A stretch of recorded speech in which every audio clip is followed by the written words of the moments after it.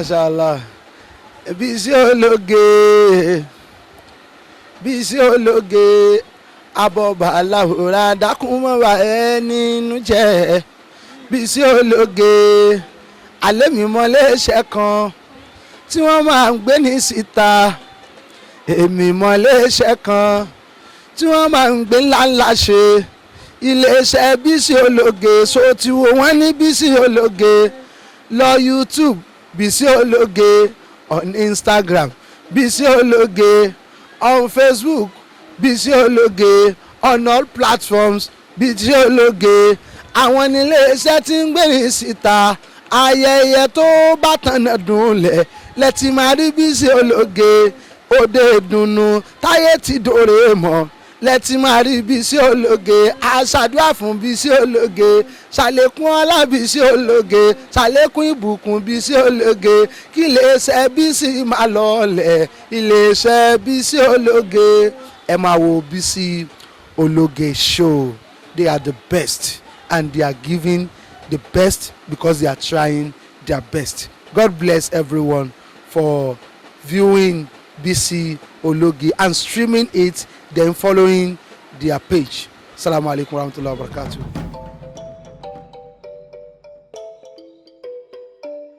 Bàbá tó bí ọmọ rẹ̀ tó fẹ́ aya rẹ̀, bàbá àlùbáríkà, bàbá mi Alhaji Táíwò Ọlábàmíjí Náfíù Oladosu. Níbi tí wọ́n bá wà kí bàbá rọra bá mi dìde kán máa bọ̀. Tá bá wá ń bọ̀ kán máa wà lásán, kán bá mi mú màmá mi dání. Iya Adinni gbogbo ilẹ̀ Ìbàdàn káfàtà and its environ. Alhaja Chief Tawakalit Abiola Ọmọládé Àwẹ̀ní Oladosu Abdul Gali. Iya Adinni gbogbo ìlú Ìbàdàn. Ẹ jẹ́ kí wọ́n mọ àjọ gbogbo abíyá máa gbá ọmọjọ́ ni o. Ijó ọmọ ni o, gbogbo alájọjọ́ wọlé o.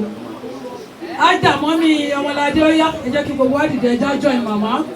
Ìwà ìyára bí òun sórí náà, wọ́n ṣe máa ṣe ìsá. Ìlà èrò sódò náà sá. Àṣàlátù wọ́n sàlámù, àlejò ìyára sódò náà. Àṣàlátù wọ́n sàlámù, àlejò ìyára sódò náà. Ọ̀la bá mú jí fàárọ̀ sódò náà.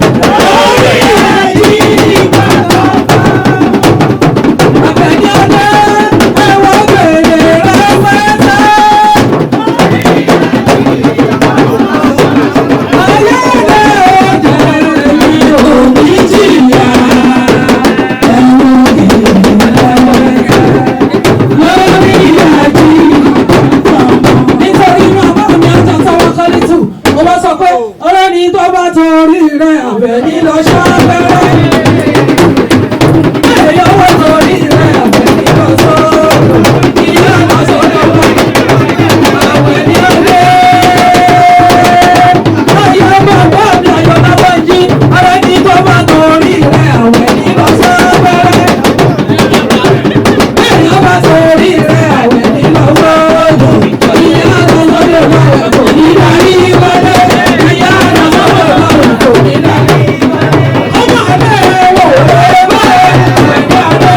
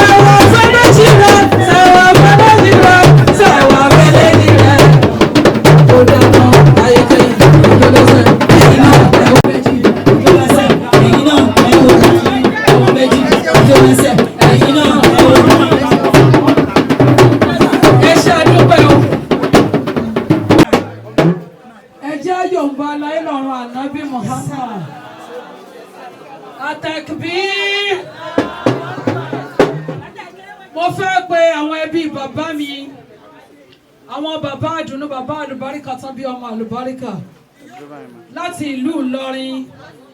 Àwọn ẹbí bàbá mi Alhaja Alhaji Zakaria Ahmed Zaruk láti ìlú Ìlọrin ní agboolé Oníkọ́ún, àti àwọn ẹbí màmá mi Alhaja Zainab Ahmed Zaruk láti Ìkọ́kọ́rọ́ ní ìlú Ìlọrin bákan náà. Ẹ bá ń gbọ́dọ̀ tóbi. Allahu Akbar. Ẹ yóò bọ́ láyé lọ́rùn ànábì Muhammad.